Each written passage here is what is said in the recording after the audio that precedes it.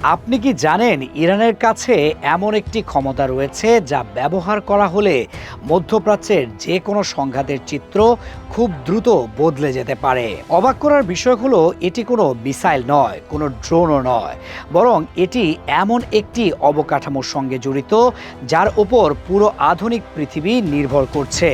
আর সেটি হলো সমুদ্রের নিচে থাকা ফাইবার অপটিক ইন্টারনেট কেবল নেটওয়ার্ক। আমরা সাধারণত মনে করি ইন্টারনেট মানেই স্যাটেলাইট বা আকাশে থাকা কোনো প্রযুক্তি, কিন্তু বাস্তবতা ভিন্ন। পৃথিবীর প্রায় 95% আন্তর্জাতিক ইন্টারনেট ডাটা স্যাটেলাইট দিয়ে নয়, বরং সমুদ্রের নিচে বিছানো হাজার হাজার কিলোমিটার দীর্ঘ ফাইবার অপটিক কেবলের মাধ্যমে চলাচল করে। এই কেবলগুলোকে বলা হয় সাবমেরিন ইন্টারনেট কেবল। এগুলো পৃথিবীর এক মহাদেশকে অন্য মহাদেশের সঙ্গে সরাসরি যুক্ত করে রেখেছে। ইউরোপ থেকে এশিয়া, এশিয়া থেকে আফ্রিকা, আমেরিকা থেকে ইউরোপ, প্রায় সব আন্তর্জাতিক ডাটা ট্রাফিক এই কেবল নেটওয়ার্কের মাধ্যমে আদান প্রদান হয়। এই সমুদ্রতলের কেবলগুলো ছাড়া আধুনিক পৃথিবীর অনেক গুরুত্বপূর্ণ ব্যবস্থা কার্যত থেমে যাবে, কারণ এই কেবলগুলোর মাধ্যমেই চালু থাকে পৃথিবীর বহু গুরুত্বপূর্ণ সিস্টেম, যেমন আন্তর্জাতিক ব্যাংকিং লেনদেন, স্টক মার্কেট ও ফিনান্সিয়াল নেটওয়ার্ক, বৈশ্বিক ইন্টারনেট যোগাযোগ, বড় প্রযুক্তি কোম্পানির ডেটা সেন্টার সংযোগ, আন্তর্জাতিক সামরিক ও কূটনৈতিক যোগাযোগ ব্যবস্থা।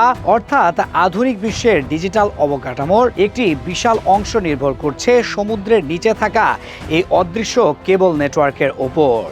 এখন প্রশ্ন হলো, এই কেবলগুলো এত গুরুত্বপূর্ণ কেন? কারণ স্যাটেলাইটের তুলনায় ফাইবার অপটিক কেবল অনেক দ্রুত এবং স্থিতিশীল ডাটা ট্রান্সফার করতে পারে। একটিমাত্র কেবল প্রতি সেকেন্ডে বিপুল পরিমাণ ডাটা পরিবহন করতে সক্ষম। তাই পৃথিবীর অধিকাংশ ইন্টারনেট ট্রাফিক এই কেবলগুলোর উপরই নির্ভরশীল। মধ্যপ্রাচ্যের আশেপাশে এমন কিছু সমুদ্র পথ রয়েছে যেগুলো দিয়ে ইউরোপ, এশিয়া এবং আফ্রিকার মধ্যে সংযোগ স্থাপনকারী অনেক গুরুত্বপূর্ণ ইন্টারনেট কেবল অতিক্রম করেছে।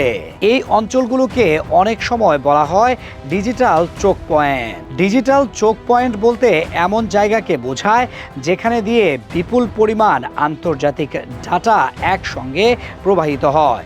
যদি এই জায়গাগুলোর কোনো অংশ ক্ষতিগ্রস্ত হয়, তাহলে তার প্রভাব দ্রুতই বিশ্বের বিভিন্ন অঞ্চলে ছড়িয়ে পড়তে পারে। মধ্যপ্রাচ্যের আশপাশের সমুদ্রপথ দিয়ে ইউরোপ, এশিয়া ও আফ্রিকার বহু গুরুত্বপূর্ণ কেবল একত্রে অতিক্রম করেছে। ফলে এই রুটগুলো ভূরাজনৈতিকভাবে অত্যন্ত সংবেদনশীল হয়ে উঠেছে।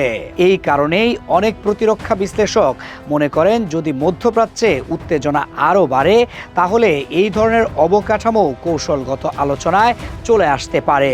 কিছু রিপোর্টে উল্লেখ করা হয়েছে, ইরান সমুদ্রের নিচে বিভিন্ন ধরনের সি মাইন এবং আন্ডার ওয়াটার অপারেশনাল সক্ষমতা বাড়ানোর চেষ্টা করছে। এগুলো সরাসরি কেবল কেটে ফেলার জন্য তৈরি না হলেও সমুদ্রের নিচের অবকাঠামোর জন্য সম্ভাব্য ঝুঁকি তৈরি করতে পারে। কারণ সমুদ্রের নিচে থাকা ফাইবার অপটিক কেবলগুলো খুব গভীর সমুদ্রে থাকলেও সব জায়গায় সমানভাবে সুরক্ষিত নয়। অনেক জায়গায় এগুলো সমুদ্রতলের খুব কাছাকাছি অবস্থান করে।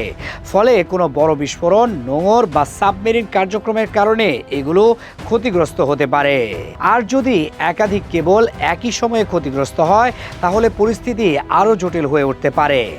এই কারণে সমুদ্রের নিচে থাকা ফাইবার অপটিক কেবলগুলোকে এখন অনেক বিশেষজ্ঞ আধুনিক বিশ্বের সবচেয়ে গুরুত্বপূর্ণ কিন্তু সবচেয়ে কম আলোচিত অবকাঠামো হিসেবে বিবেচনা করে। কারণ আধুনিক প্রযুক্তির অর্থনীতি, প্রযুক্তি, যোগাযোগ এবং অনেক কৌশলগত ব্যবস্থা নির্ভর করছে এই অদৃশ্য নেটওয়ার্কের ওপর, যা নিঃশব্দে সমুদ্রের গভীরে পৃথিবীকে একসঙ্গে যুক্ত করে রেখেছে।